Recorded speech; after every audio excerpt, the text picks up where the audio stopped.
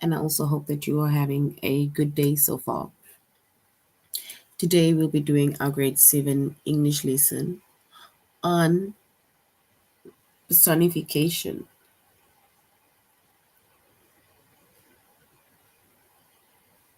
So we'll be doing our grade 7 English lesson on personification.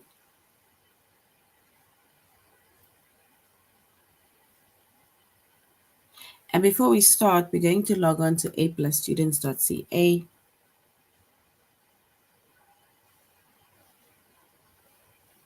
And once we've logged on to aplusstudents.ca with our username as well as our password, and then we're going to select the subject of language arts, grade 7.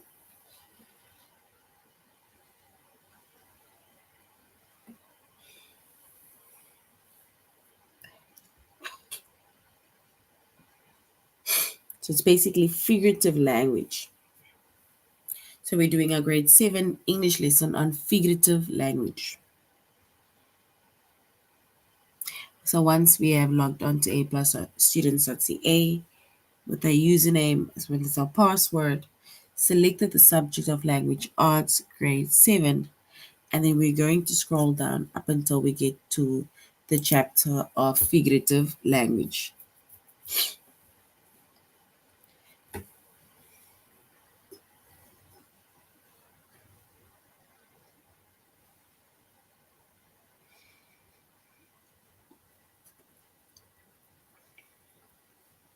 So there is quite a few lessons under the chapter of figurative language, right?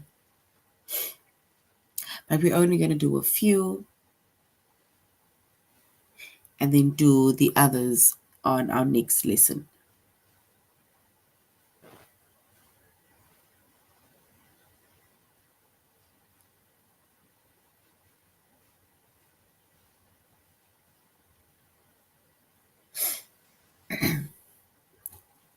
So, figurative language.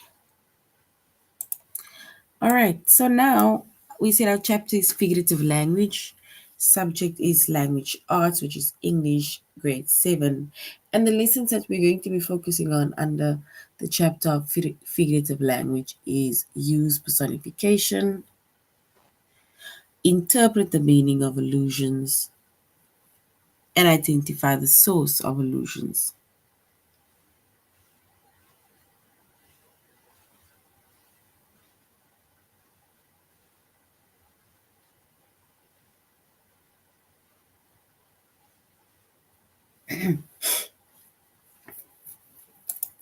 And we are doing our tutorial lesson on aplusstudents.ca.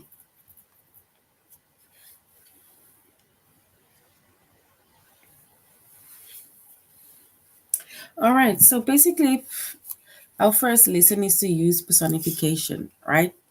So, what is personification?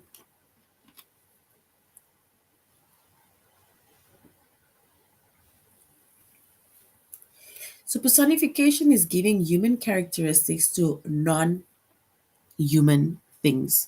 So, it's like giving human characteristics to non human things, right?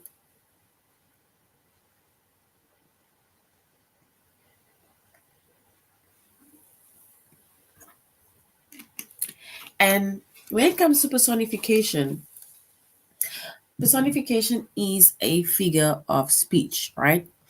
And it is a figure of speech that can be used to make writing more interesting or to emphasize a point, right? And that is why we call it figurative language or figurative expressions, right? It is personification. It's like giving human characteristics to a non-human thing.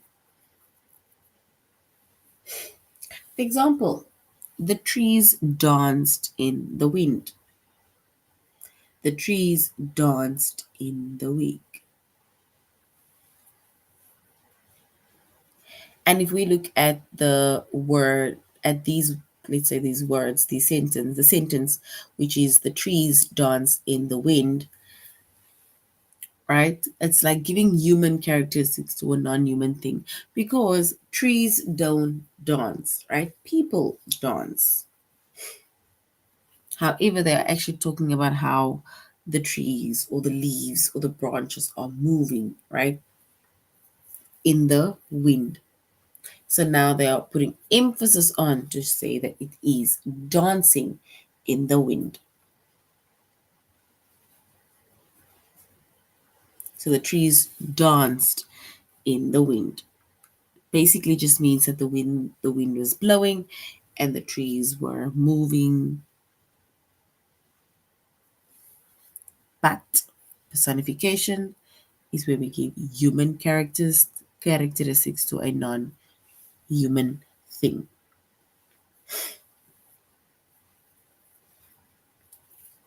All right, so we said that we did a tutorial lesson on A plus students.ca.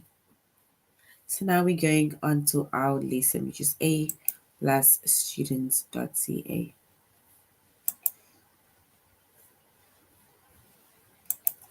And we are going to use personification, right? And once again, we said personification is giving human characteristics to a non human thing.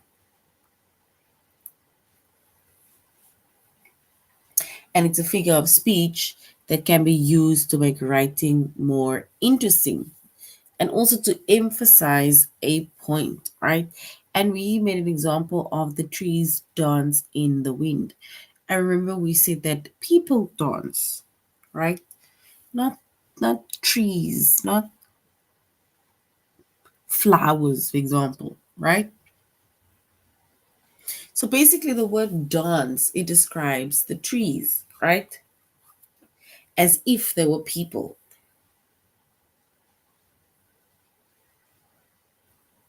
So they basically describe the trees as if they were people. And remember, I specifically said that trees cannot dance. However,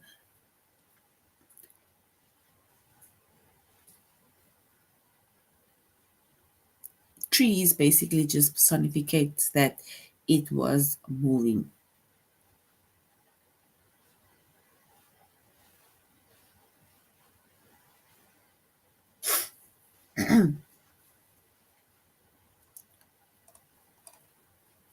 So now we're going to complete the sentence that uses personification.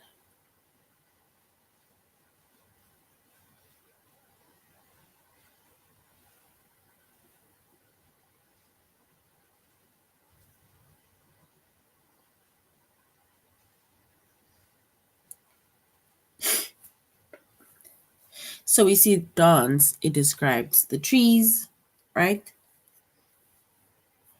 As if they were people, because remember we said people they dance, not trees. And when we say that the trees are dancing as if it personificates people, right? Then it basically just puts emphasis on it's like they're making it more interesting, right? But they're just suggesting that the trees are moving. So the trees are moving.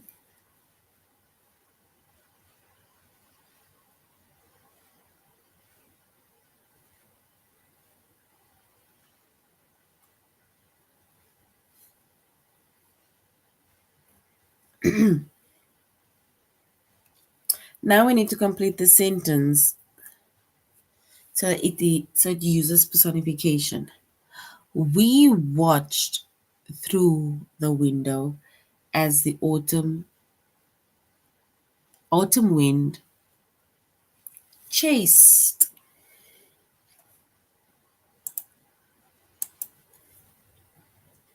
the withered leaves in our yard. So chased the withered leaves about the yard. So we watching through the window as the autumn wind chased the withered leaves about the yard. So once again, even this word, right?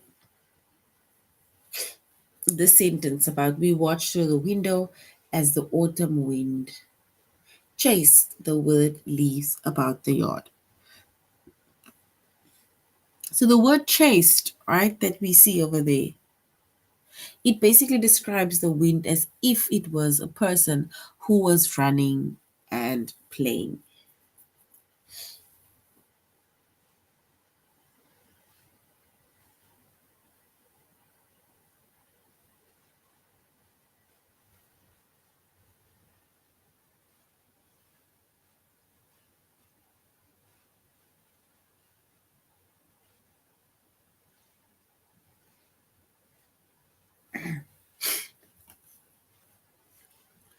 So chased is our second one. Then we have I tried to ignore the fresh blueberry pie, but it was. If you look at something, right, and you really want it, then usually we say it was calling my name.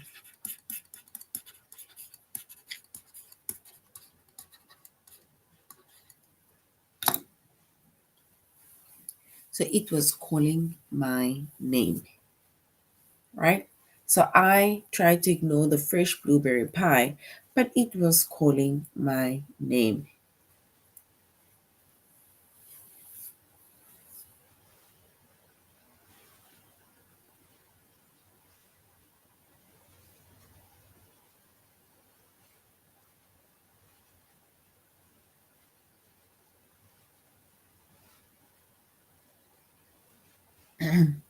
So I tried to ignore the fresh blueberry pie, but it was calling my name. So calling my name is correct.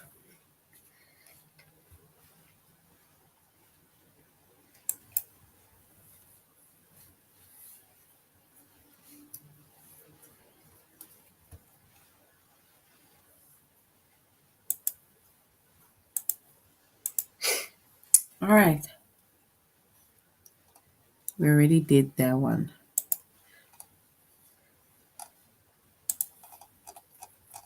Let's go to next.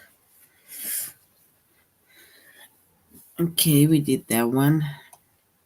Okay.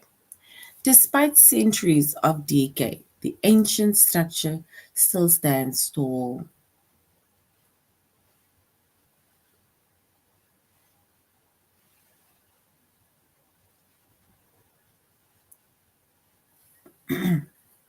So, despite centuries of decay, the ancient structure stands still stands tall and proud. So, despite centuries of decay, the ancient structures still stands tall and proud.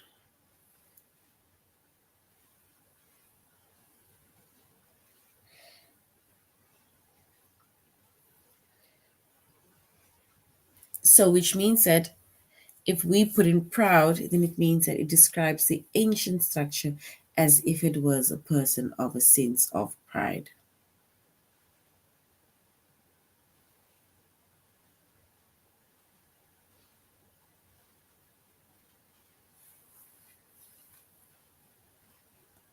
So, despite centuries of decay, the ancient structure still stands tall and proud. And proud, it describes the ancient structure as if it were a person with a sense of pride.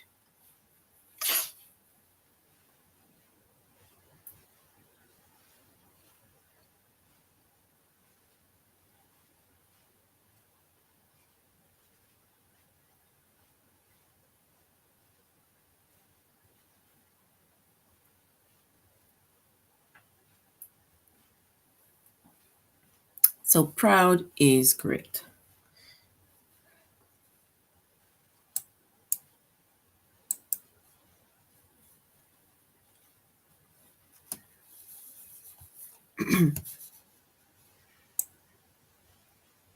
All right. The sun beat down upon the heads of the construction workers. So the sun is really out. Then we can either say the bad sun or we can say the cruel sun.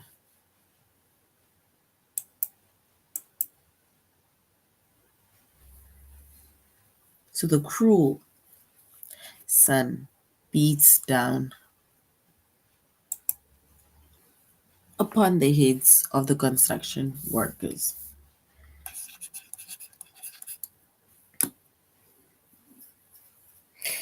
So we basically say the cruel sun beats down upon the heads of the construction workers.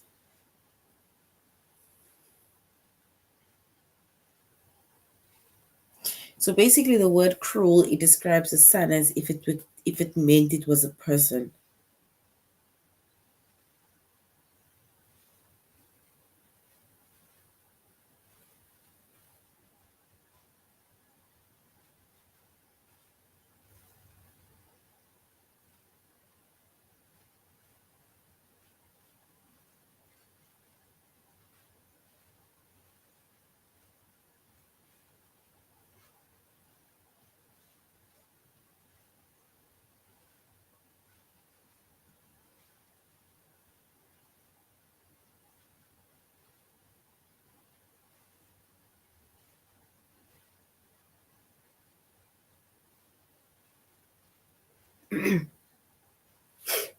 So we are by cruel.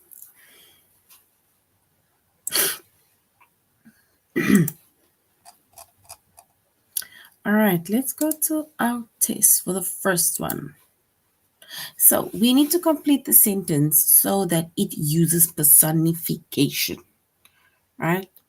So the long ignored book sat, do we say it sat unread or it sat patiently on the nightstand?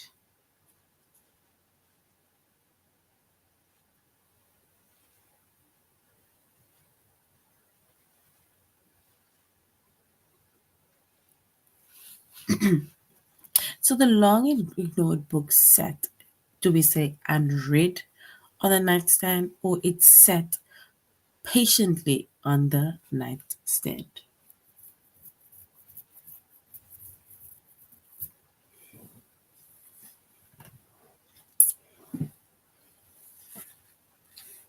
So the long ignored. So sometimes when it's long ignored, it either means that it's unread or it's just waiting patiently for you.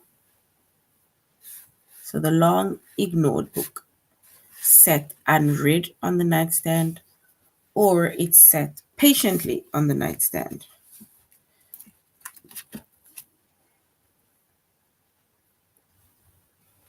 So this one is quite tricky. Let's think of unread.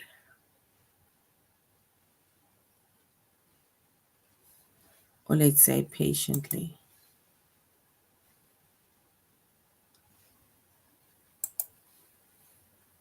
Let's go with unread. Ah, we first said patiently. It is basically patiently, not unread. So which means that they are sitting patiently waiting for someone to read that specific book. As much as we might like to freeze time,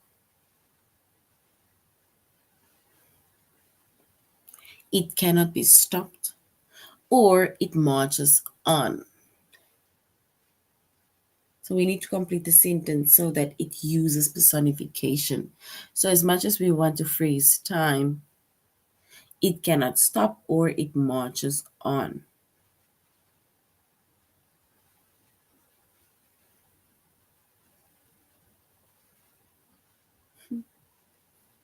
So as much as we might like to freeze time, it cannot be stopped or we can say it marches on. Right? So it marches on. Which means that time is moving. And of course, a time does not march, right? But this is a figurative expression.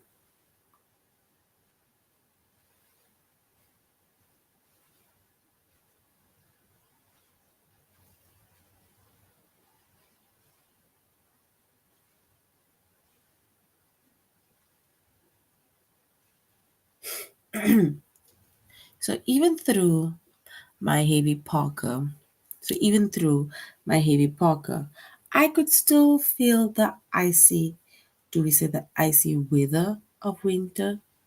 Or I could still feel the icy fingers of winters. So even through my heavy parka, I could still feel the icy of winter, or I could still feel the icy fingers or weather of winter.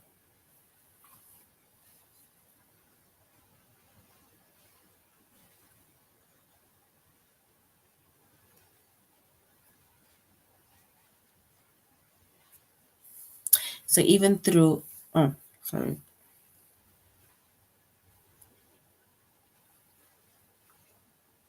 So even through my heavy parka, I could still feel the icy,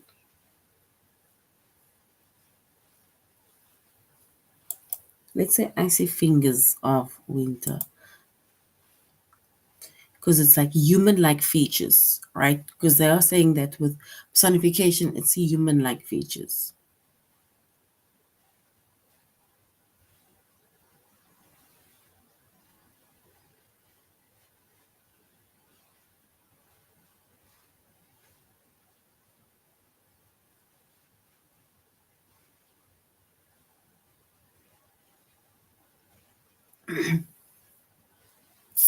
All right. So now, the frozen waffles, right? So the frozen waffles, now deliciously warm and brown, do we say leaped from the toaster or it popped up from the toaster? Human like features. So does it mean it leaped or it popped up?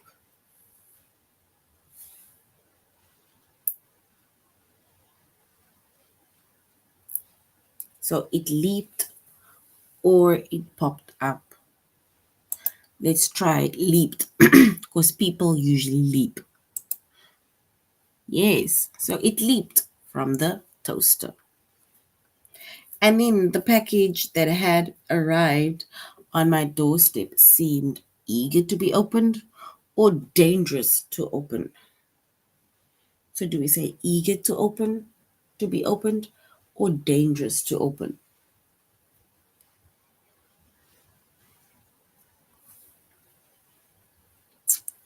And we can say that the package that had arrived on my doorstep seemed eager to be opened.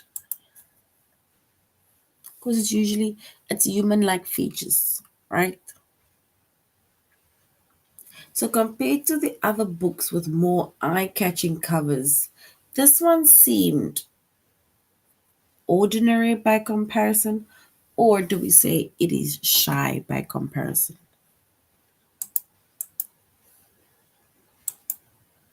And it seemed shy by comparison. All right, now we're going to interpret the meaning of illusion.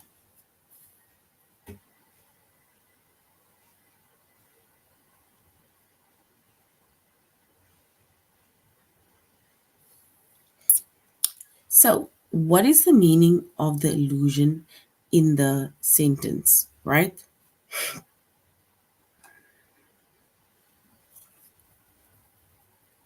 So, there was a group of yahoos sitting at the table next to us, next to ours. An illusion, right, is a brief reference of something or someone well known, often from history or literature.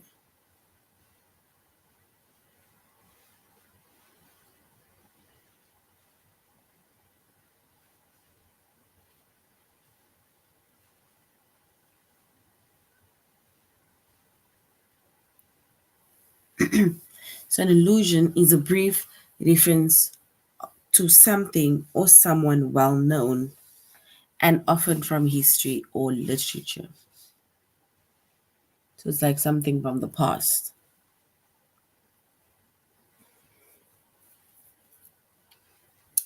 I'd better get home before I turn into a pumpkin, Lila remarked.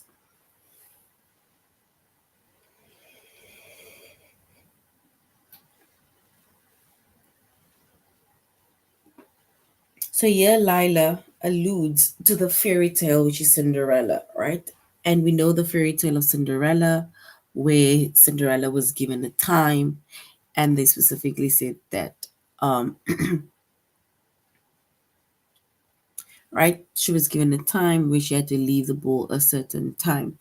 Otherwise, literally, it's like all her rags would basically be seen again, right?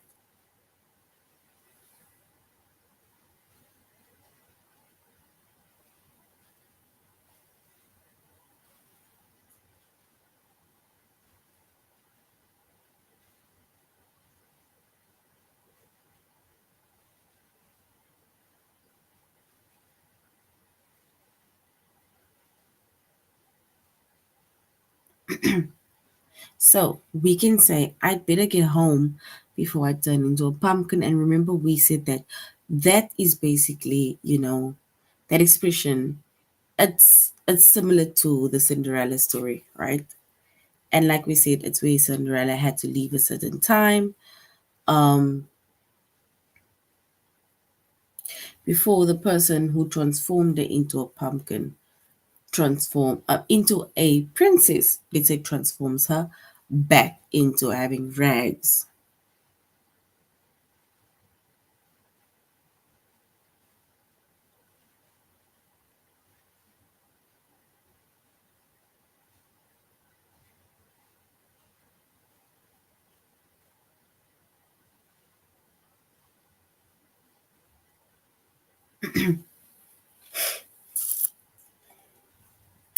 So even here it says there was a group of yahoos sitting at the table next to ours.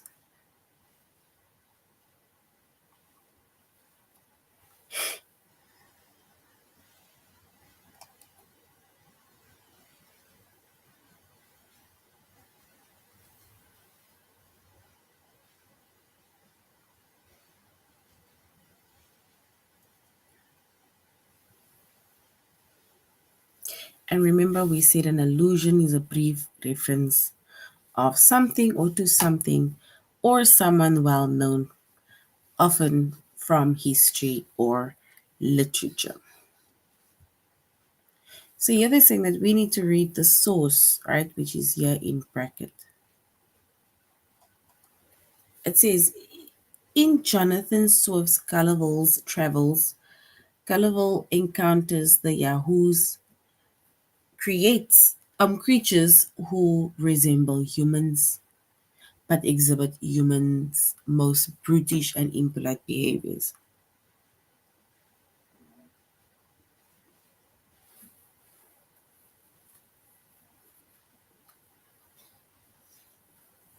So in this case, we need to find out what is the meaning of illusion, right?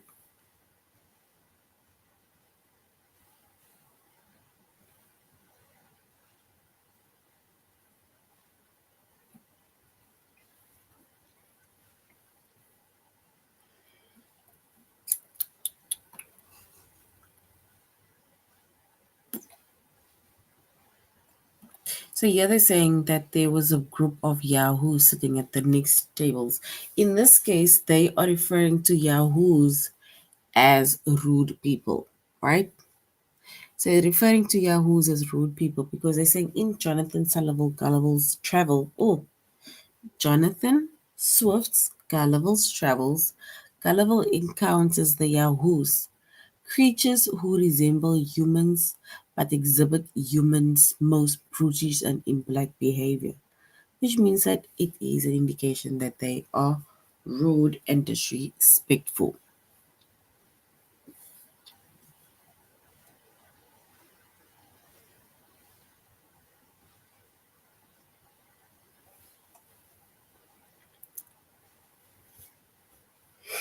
Pyrrhus was an ancient Greek king who won a battle but suffered very heavy losses.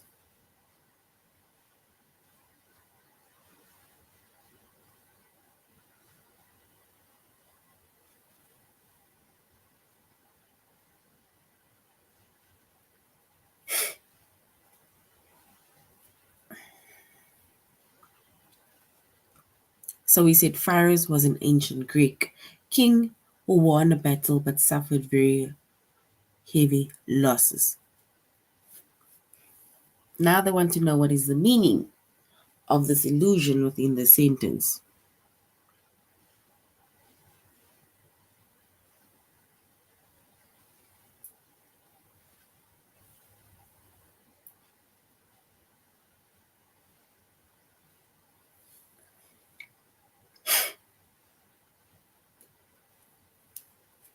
I will.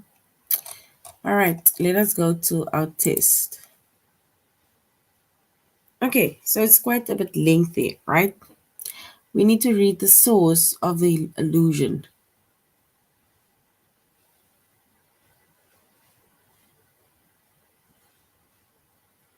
So in the Bible, Job complains to God about his hardships, saying that both strangers and those who he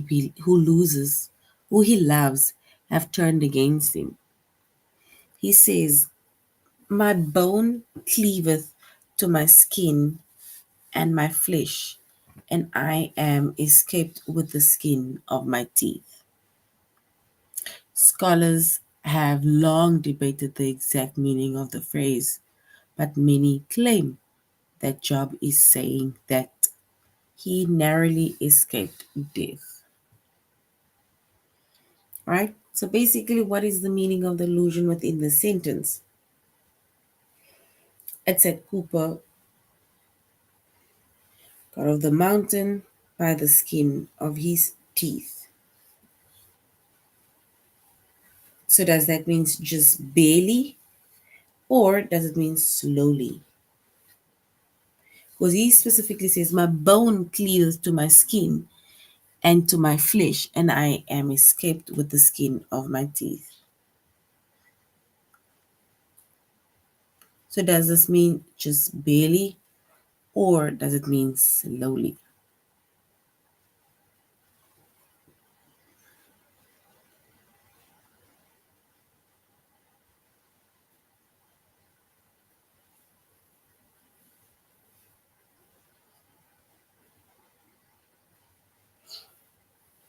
All right, let's try just barely. Right, so just barely, if they say that the skin comes from your teeth. So during the Middle Ages, knights sought to find the Holy Grail, the cup that was supposedly used by Jesus at the Last Supper.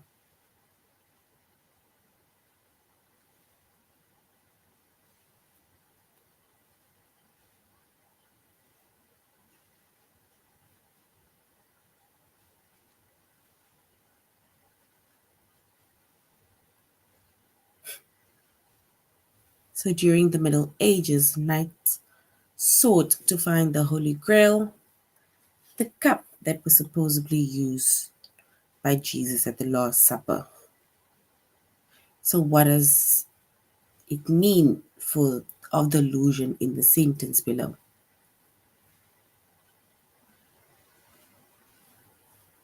So here it says an auction house representative described Bob Dylan's handwritten lyrics worth over $1 million as the holy grail of lyrics.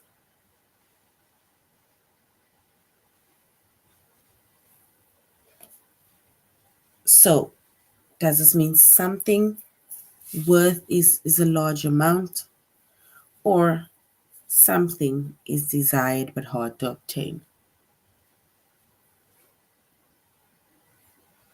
Is it worth a lot of money, or it is hard to obtain? So they say it's something actually that is very hard, something that you desire but is very hard to obtain. So you're not getting it,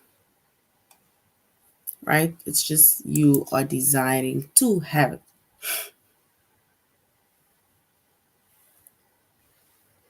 And then in the fable, the boy who cried wolf, a shepherd boy repeatedly tricked or tricks people in his village by falsely claiming that a wolf is coming to eat his flock.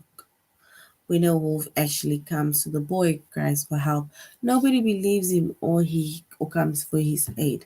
It's because he's been tricking people, right? And that also happens where you want to prank or trick people, and then eventually, when something real happens, and then they're not going to believe you. So now, what is it? What's the meaning? It says Blanca warned her youngest son not to cry wolf while wrestling with his older brother. And when we say not to cry wolf, it means doesn't mean to raise a false alarm or to make howling sound.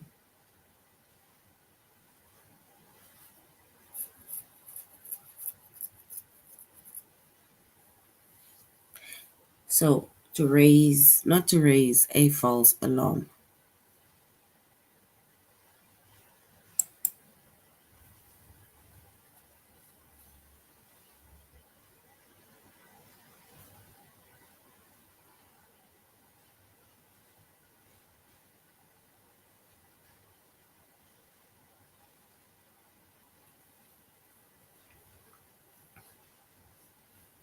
So we can say not to raise a false alarm,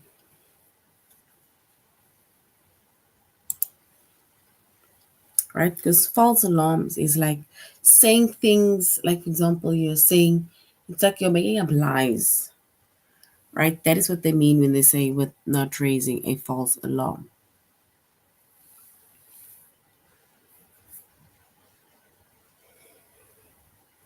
So in the Bible, Daniel accurately translates mysterious writing that appears on a wall, and in doing so, he predicts the death of a king.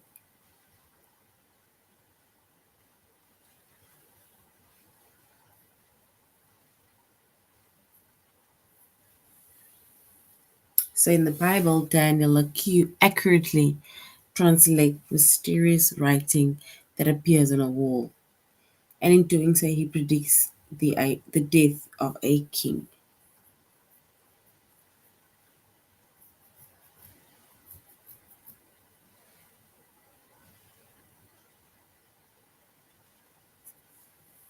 So, what is the meaning of the allusion within the sentence, right?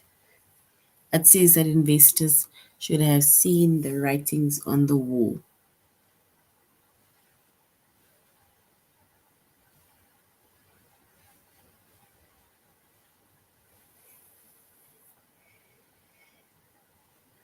So, is it a clear indication of how something will turn out, or an inaccurate prediction? Investors should have seen the writings on the wall.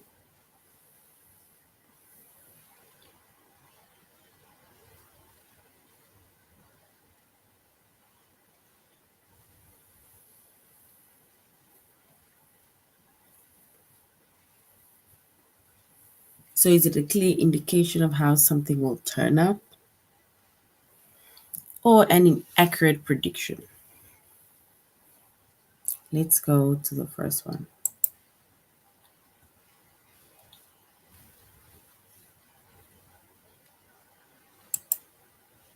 Because we did not. All right. Now we're going to interpreting the meaning of illusion.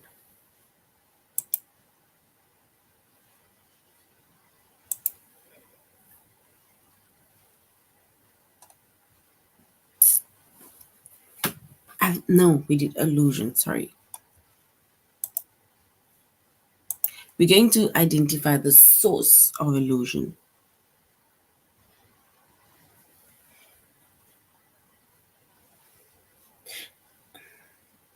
An illusion, right, is a brief reference of something or someone well known, and it's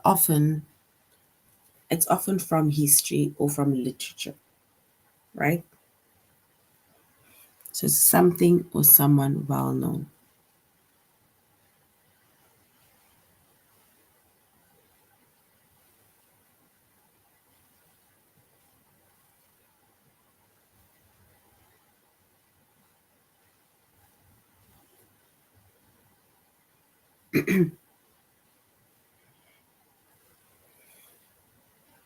So yeah, they're basically using that very same phrase again about I better be home before I turn into a pumpkin.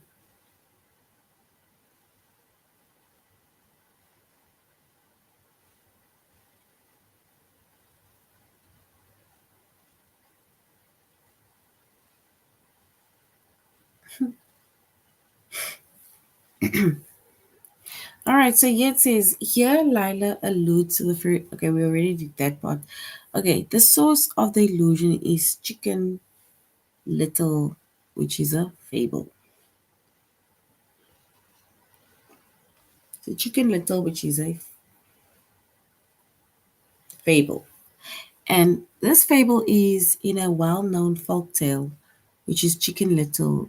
And Chicken Little is accidentally hit by something and jumps to the conclusion that the sky is falling and that she might spread the news of imminent disaster.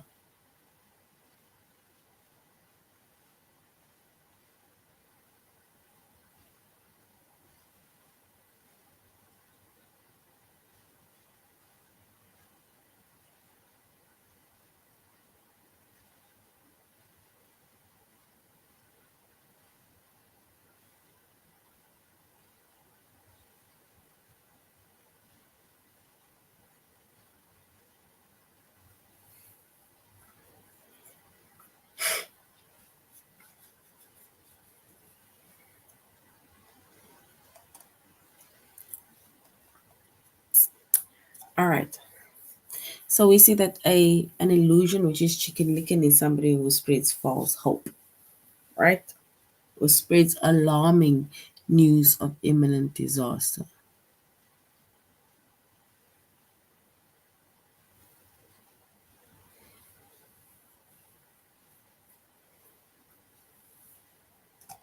And primary, in the Republican primary, the senator labeled his opponent a snake oil salesman. An illusion is a brief reference to something or someone well known, often from history or literature.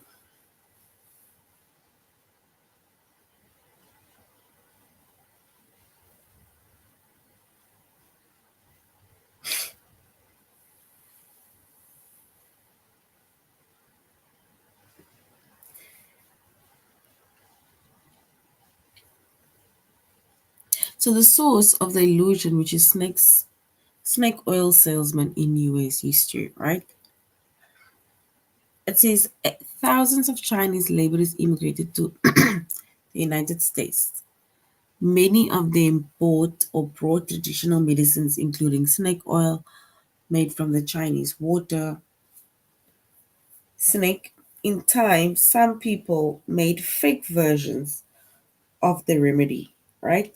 And when the fakes were eventually exposed as inactive, the salesmen gained poor reputation. So now, yeah, they're saying snake oil salesman, it means a person who makes false promises.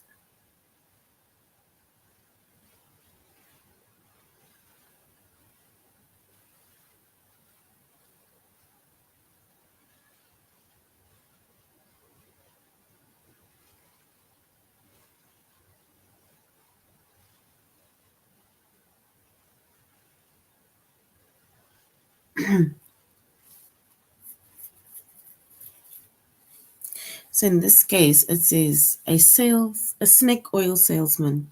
It means a person making false promises, right?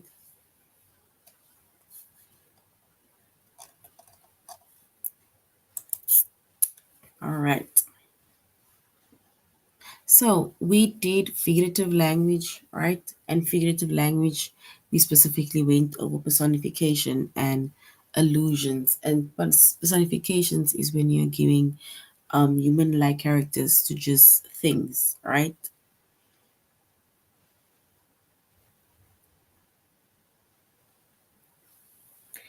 And then we say that the illusion It's a brief reference to something or someone that is well known. All right, so now this is the end of our lesson on figurative language. Thank you very much for joining the class, and you should have a good day further. Goodbye.